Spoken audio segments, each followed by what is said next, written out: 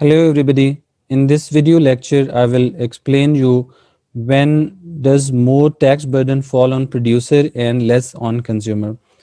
So there are two conditions when more tax burden falls on producer and less on consumer. Demand is relatively elastic and supply should be relatively inelastic.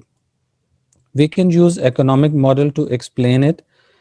When demand is relatively elastic, it means demand curve will be flatter like this, and supply curve is relatively inelastic. It means supply curve will be steeper like this.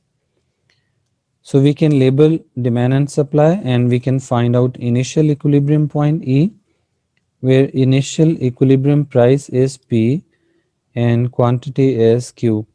Now what we can do is we have to shift supply curve to the left, because as a basic principle of demand and supply, when there is fall in supply because of imposition of indirect tax, then supply curve will shift to the left. So we can shift supply curve to the left. So new supply curve is S1. As a result, new equilibrium is set at E1, where new equilibrium price will be P1, which will be paid by the consumers. And now we have to find out per unit tax. And the principle for finding per unit tax is we have to draw perpendicular. So we can draw perpendicular from E1 to, let's say, point F, and we can find out the price which producers will receive. So in this diagram, if we label this point as well, this is point, let's say G, this is point G. Okay, so in this graph, per unit tax is equal to the perpendicular E1F or P1 P2, because P1 P2 and E1F are both are equal. Now to find out total amount of tax, what we have to do is we have to multiply height and base, and we will get total amount of tax equal to P1, E1, F and P2. And next important thing is we have to find out tax burden on consumer.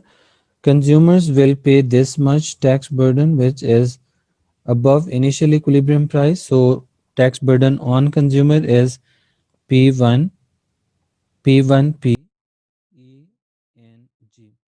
And tax burden on producer is this area, which is below equilibrium price, initial equilibrium price.